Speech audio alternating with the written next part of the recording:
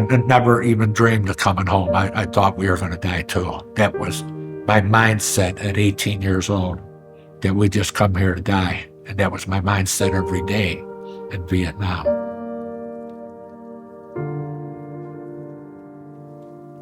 I grew up in Chicago, in Bridgeport. It's right around White Sox Park. It was a pretty tough neighborhood growing up. My dad, he was into a lot of stuff. He owned nightclubs, hotels, strip clubs, clothing stores. We had a restaurant also. I could remember as a little kid, my dad wasn't home much. When he did come home, my mom would confront him about his infidelity, and he'd start beating her up, and as little kids, we'd jump in and he'd beat us up too. That was pretty much the norm in our house. As soon as we could get out of the house, we ran the streets. We'd hang in the alleys. There'd be dice games, people drinking. Later on, as I grew up a little more, my dad started taking me with him, and being the oldest of 8 kids, my mom had her hands full with my siblings. We'd be at the hotel working with my dad, the nightclubs, and getting a little more into that lifestyle at 15. It seemed exciting. I mean, we're young, and we're collecting money all night, me and my brother, and the cops never bothered us, because they were taken care of. Back in that day, them kind of things took place. If a policeman didn't know us, they would arrest us, and it was always thrown out. This one policeman had it out for me. I was a cocky kid, and we went at it, and I broke his jaw, and they took me to the police station, and they kicked the heck out of me pretty good. They were going to throw me in jail for 4 years, and I got a draft notice. The judge said, "I think that's the best place for you." And then off to Vietnam I went. We landed in Da Nang. I looked across, I seen hundreds of boxes that they were reloading on the plane we got off, coming back to the States, of our soldiers that were killed. 10 guys personally that I knew that got killed there, and it took a toll on me. Whenever we got attacked, we'd snort heroin. It took the edge off. We were shaking. We didn't use it as people would see in the United States, how, oh, he's a drug addict. We didn't do it for that purpose. We ate pills to stay awake.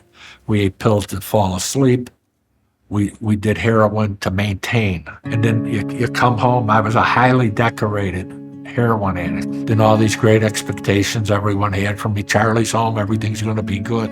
They didn't have a clue how wasted I was. It's something, I sat in bars like this most of my life, and back then, and there was always something in me says that I don't belong here, that I was different. Something told me that years before I got saved. Like there's something missing. I never knew anything outside of life of crime. And then when my buddy Johnny took me to that church that night, and Johnny was as wild as I was. I wouldn't have listened to no one else. It just so happened he was wild as I was. I went to visit him one day. I needed some pills. I was shaking a little bit. I stopped by Johnny's house. He always worked on motorbikes, and he's in his garage. And I go, "John, you got any beans?" And he goes, "No, I ain't been getting high, Charlie. But hey, I want you to check out this church I've been going." It hit me like a ton of bricks, like out of nowhere. And no, I don't think so, John. And I blew him off. I'll see you another time. And I went back there a couple of days later, and he was talking crazier than ever. And he did. He had just looked like he won $10 million. I never seen Johnny this happy. He was excited. And he said, "Really, Charlie, you got to check this church out with me. Come on, go with me tonight." And just to quiet him up, I went with him that night. Before Johnny invited me, I actually never been in a church, not since grade school. Growing up Catholic, we were, pretty much told to go to church. Beside that, I haven't been to a church for 20 years, except for maybe a few funerals or occasional wedding. So I took a seat, and the music started playing. Me and Johnny were sitting next to each other. The pastor started preaching. He kind of, at that time, I thought maybe he knew something about me. And it got hot in there that night, and Johnny was praying with me, and he said, "It wasn't luck that got you through Vietnam. It wasn't luck that got you through the car wrecks, the hospitals, the overdoses. it was God all the time, Charlie. And I wept and I asked Christ into my life. And I ain't never been the same. Just from that time on, what the Lord's done in my life is miraculous. Even today in Celebrate Recovery, I once in a while I'll say, Lord, how did I do it all them years without you? And he says, you didn't. I was always with you. How do you think you got through it?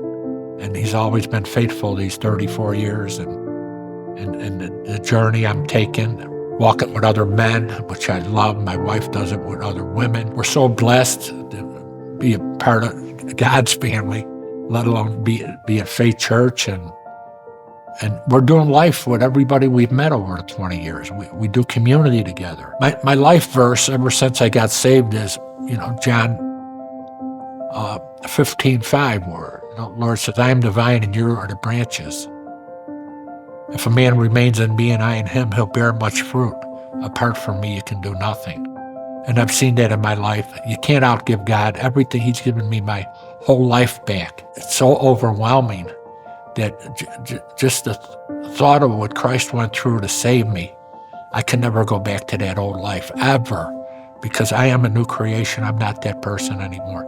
And today I'm a new creation I could live with. I could not comprehend that I could ever be forgiven for all the things I've done. Little did I know that Christ already paid for all my sins on that cross. I just would encourage anybody who's struggling out there, don't ever give up. Just keep coming to church. You want to seek the Lord. The Lord's the one who does the work in us. He's done a miracle in my life. So if you're hurting, I truly encourage you to come back and try to church again.